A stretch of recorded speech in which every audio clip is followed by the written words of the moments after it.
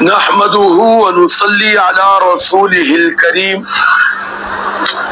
أما بعد فأعوذ بالله من الشيطان الرجيم بسم الله الرحمن الرحيم وإني عذت بربي وربكم أن ترجمون وإن لم تؤمنوا لي فاعتزلون فدعا ربه أن هؤلاء قوم مجرمون صدق الله العظيم. درود شریف پڑھ لیں. اللهم صل على محمد وعلى آل محمد كما صليت على إبراهيم وعلى آل إبراهيم إنك حميد مجيد. اللهم بارك على محمد وعلى آل محمد كما باركت على إبراهيم وعلى آل إبراهيم إنك حميد مجيد.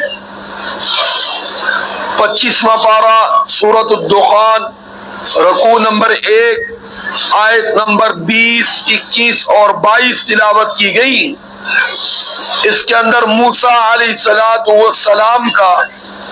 اللہ رب العزت کی پناہ لینا فرعون اور فرعونی قوم کے شر سے. میرے اور آپ کے ذہن میں عموماً بعض دفعہ یہ تصور بیٹھا ہوتا ہے یا شیطان ایک خیال ڈالتا ہے کہ نبیوں کی تو لوگ بڑی پوجا کرتے ہوں گے اور بڑا احترام کرتے ہوں گے، ان کی جوتیاں مبارکہ سر پہ رکھتے ہوں گے. یہ میرا آپ کا وہم اور خیال ہے، یہ بات ذہن میں رکھیں. نبیوں نے بڑی مشقتیں برداشت کی، بڑی قربانیاں دی، بڑی محنتیں کی، قوم کی طرف سے طعن و تشنی حتیٰ کہ ہاتھوں کا ظلم و تشدد بھی برداشت کی ہے. اور بہت سے نبی ہجرت کرنے پہ مجبور بھی ہو گئے. اب جس طرح آج کے سبق میں دیکھیں کہ جب موسیٰ علیہ السلام نے فرعون اور فرعونی لوگوں تک اللہ کا پیغام پہنچایا تو موسیٰ علیہ السلام کی جان تک بھی خطرے میں پڑ گئی. وہ لوگ ہاتھ پائی پہ اتر آئے، ظلم و تشدد پہ اتر آئے، فرعون اور فرعونی لوگ. تو موسیٰ علیہ السلام نے ان کے بارے میں کیا کہا؟ فرمایا وَإِنِّي عُذْتُ بِرَبِّي، فرمایا بے شک میں پناہ لیتا ہوں اپنے رب کی تمہارے شر سے، وَرَبُّكُمْ، اور تمہارا بھی وہی رب ہے. أَن تَرْجُمُونَ، کس بات سے کہ تم مجھے رجم کرو، سنسار کرو، کیونکہ انہوں نے کہا کہ موسیٰ کو پتھر مار مار کے مار دو. نعوذ باللہ. سنسار کرنا یہ پرانے دور کا طریقہ چلا آ رہا ہے کہ کسی کو بھی ڈنڈے، سوٹے، لاٹھیاں، پتھر، اینٹیں مار مار کے مار دیا جائے. اسلام کے اندر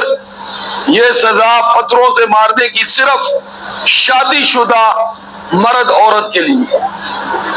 یعنی زنا کی یہ سزا ہے اور موجود ہے، برقرار ہے. لیکن اس کا اختیار وقت کے سربراہ کو ہے، قاضی کو ہے. ہر شخص اپنے طور پر اس کو نہیں دے سکتا. کوئی مولوی صاحب، کوئی پیر صاحب، کوئی امام صاحب، کوئی قاری صاحب نہیں. اس کے اختیار کس کو ہے؟ بولو بھائی، سربراہ وقت کو. اگر عمل کرے گا ٹھیک ہے، نہیں کرے گا قیامت والے دن جواب دے. لیکن اپنے طور پر کوئی سزا بھی لاگو کرنے کے انفرادی طور پر کسی کو اختیار نہیں دیا گیا، کیونکہ یہ اتنا آسانی سے افراتفری اور پھر ظلم و تشدد کا دروازہ کھلتا ہے اور قتل و غارت ہوتی ہے. علماء کرام مسئلہ بتائیں گے، لیکن عمل درآمد وہ وقت کے سربراہ کی ذمہ داری. بہرحال اللہ رب العزت فرماتے ہیں کہ موسیٰ علیہ السلام نے جب ان کی طرف سے یہ خوف محسوس کیا کہ اب یہ ظالم تو ہاتھ پائی پہ اترنے لگے، اب تو جان لینے کا فیصلہ کر رہی کہ موسیٰ علیہ السلام کی جان لی جائے، تو اس لیے موسیٰ علیہ السلام نے ان کو کہا میں اپنے رب کی اور تمہارے رب کی پناہ پکڑتا ہوں تمہارے شر سے، اور پھر فرمایا وَإِن لَّمْ تُؤْمِنُوا لِي، اگر تم ایمان نہیں لاتے، میری بات نہیں مانتے، نہ مانو، فَاعْتَزِلُونِ، لیکن میرے اوپر ظلم نہ کرو۔ آپ خود سوچے یہ کتنی انسان بے بسی میں بات کہتا ہے۔ اینڈ بھی وہ جس طرح کسی کو آ جائے یار نہیں مانتا تو نہ مان، لڑائی تو نہ کر یار، گالی تو نہ دے یار، ہاں جی تو یار گربان پکڑنے پہ آ رہا، تیری مہربانی نہ مان یار، نہیں پڑھتی نہ پڑھ یار، نماز نہیں پڑھنی نہ پڑھ، لیکن گالی نہ دے یار، لڑائی نہ کر۔ ہاں جی ایک شرافت کی بات بھی ہے، اور دوسرا میرے بھائی لڑائی جھگڑے سے بچنے کی بات۔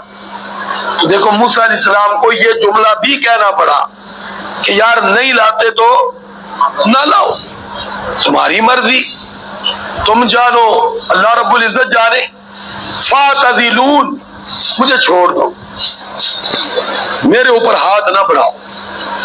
پھر فرمایا فَدَعَا رَبَّهُ، اور یہ ذہن میں رکھے وہ بعد آنے والے نہیں تھے۔ ہاں جی ہم تو بڑی آسانی سے پڑھ رہے ہیں، یہ تو اس دور میں پتا ہے، ہاں جی جس سے ٹکر دی وہ انا ربکم الاعلی کہنے والا،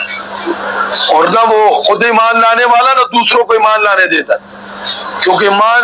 اگر دوسرے لے آتے تو اس کی دکان بند ہوتی، اس کو جو سجدہ کیا جاتا ہے پھر ان کو وہ ختم ہوتا ہے۔ اس طرح آج کے دور میں بھی میرے بھائی ایک تو خود حق کو قبول نہیں کرتے، دوسروں کو بھی کرنے نہیں دیتے، وہ پھر اپنے بھی نظر و نیاز بند ہوتے ہیں، یہ مسئلہ بھی ہوتا ہے، اس لیے کہتے ہیں یہ وہابی یا فلانے، دور رہو، قریب جاؤ گے تو بات سمجھ آ جائے گی، سمجھ آئی تو ہمارا کام ختم ہو جائے گا، ہمارا کام بولو کیا ہو جائے گا، اس لیے وہ نہ خود آتے نہ دوسروں کو آنے ہاں دیتی۔ یہی معاملہ فرعون کا تھا، نہ خود موسیٰ علیہ السلام کی طرف آتا تھا نہ لوگوں کو جانے دیتا، تو اس لیے موسیٰ علیہ السلام نے پھر ہاتھ اٹھا دیا۔ اینڈ کس کی بارگاہ پہ؟ بولو بھائی اللہ، کیونکہ اسی کے بھیجے ہوئے، اسی کا پیغام پہنچانے والے، اسی کے سامنے ہاتھ اٹھا دی۔ فدعا ربہ، ہاتھ اٹھا کر کہا اے میرے رب، اے میرے اللہ، ان ہؤلاء قوم مجرمون، بے شک یہ مجرم لوگ ہیں۔ اب مجرم کا صرف مجرم مراد نہیں، مجرموں کے ساتھ ساتھ یہ ہر دھرم ضدی ہے، نہیں مانتے۔ میری بات ہوگی، میری کیا ہوگی بولو بھائی، بس ہو، کیونکہ یہ ہاتھ بھائی پہ اتر آئے، اور نبی کسی پر ہاتھ نہیں اٹھاتے، نبی اس پر ہاتھ اٹھاتے ہیں جو انسان دنیا کا بدبخت ترین آدمی، اس پر پھر نبی ہاتھ اٹھاتے، ورنہ نبی شفیق مہربان ہوتے، ہاں جی، اور نبی پر جو ہاتھ اٹھائے وہ بھی دنیا کا بدبخت انسان ہوتا ہے، کیونکہ نبی محسن ہوتے ہیں، اور محسن پر ہاتھ اٹھانے والا بولو شریف آدمی نہیں ہو سکتا، شریف آدمی تو قدردان ہوتا ہے۔ تو اس لیے اللہ کی بارگاہ میں عرض کر دیا مولا یہ مجرم ہے۔ اب مجرم سے مراد صرف مجرم نہیں، یعنی یہ مجرم بھی ہے، ضدی بھی ہے، ہر دھرم بھی ہے، اور اب تو تیرے نبی کی جان لینے پہ اتر آئے ہیں، اس لیے فیصلہ تو نہیں کرنا ہے۔ آگے آیت میں آ رہا ہے کہ جب یہ حالت ہوتی تھی تو اللہ رب العزت کی طرف سے حکم ہوتا تھا نبیوں کو اور ایمان لانے والوں کو کہ ہجرت کر جاؤ، اور پیچھوں والوں کے ساتھ پھر اللہ کا معاملہ ہوتا تھا عذاب والا، یعنی پیچھوں کے ساتھ پھر اللہ تعالیٰ ان کو ملیمیٹ کرتا تھا۔ آگے موسیٰ علیہ السلام کی ہجرت کا ذکر آ رہا ہے، تو ان 3 آیات مبارکہ میں موسیٰ علیہ السلام کا فرعون اور فرعونی لوگوں کے شر سے اللہ کی پناہ مانگنا، اور ان کو یہ بات کہنا کہ ایمان لاؤ یا نہ لاؤ، لاؤ گے تمہارا فائدہ، نہیں لاتے تمہاری مرضی، لیکن یہ اگلا کام نہیں کرنا، قتل و غارت والا کام نہیں کرنا۔ اور تیسری بات کہ اللہ کا دروازہ کھٹکھٹا دیا۔ آج بھی میرے بھائی جو لوگ دعوت کا کام کرتے ہیں ان کے لیے یہی بات نمونہ ہے، لڑائی جھگڑا نہیں کرنا، گالی گلوچ نہیں دینی، وہ خواہ امام مسجد ہو، مولوی ہو، تبلیغی ہو، صحیح پیر ہو، کیونکہ جب کسی کی اصلاح کے لیے وہ نکلے ہیں تو ان کے لیے دل میں نرمی، دل میں شفقت، دل میں محبت، لیکن اگر وہ یہ راستہ اختیار کرے تو ان کو راستہ یہ اختیار کرنے کی اجازت نہیں ہے کہ یہ بھی یوں بازو چڑھا لے، چلو تو یوں نہیں مانتا تو یوں منوائے، نہیں بھائی لم تؤمنوا لی فاعتزلونی، ہے کہ بھائی تو ایمان نہیں لاتا تو نہ لا بھائی، ٹھیک ہے تیری مرضی، نماز نہیں پڑھتا تو بھائی نہ پڑھ،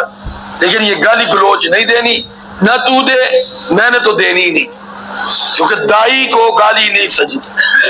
دائی کو لڑائی نہیں سجدی، دائی کا مطلب دین کی طرف بلانے والا، دین کی طرف کیا کرنے والا بول لو،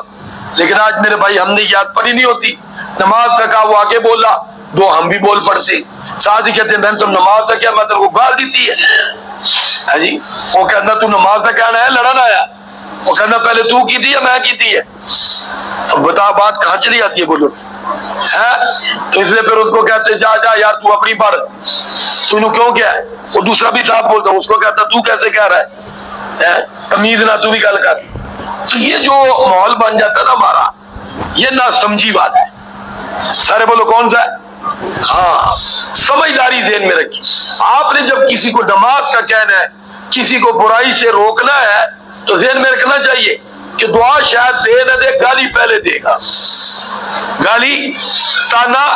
پہلے دے گا، اس لیے ذہن تیار ہونا چاہیے کہ میں نے اس کے تانے کی طرف دھیان نہیں دینا، اس کی گالی کی طرف توجہ نہیں دے، میں اگر اس کی طرف دائی بن کے گیا ہوں تو اس کی ہر بات کو برداشت کرنا ہے اور اس سے محبت کرنی، پیار کرنا ہے، شاید یار یہ مان جائے، پھر یہ نظریہ رکھنا ہے، ہاں جی، تو اللہ مجھے اور آپ کو عمل کی توفیق عطا فرمائے، وآخر دعوانا ان الحمدللہ رب العالمین، درود شریف پڑھ لیں۔ اللهم صل على محمد وعلى آل محمد كما صليت على إبراهيم وعلى آل إبراهيم إنك حميد مجيد، اللهم بارك على محمد وعلى آل محمد كما باركت على إبراهيم وعلى آل إبراهيم إنك حميد مجيد، لا إله إلا الله محمد رسول الله صلى الله عليه وسلم۔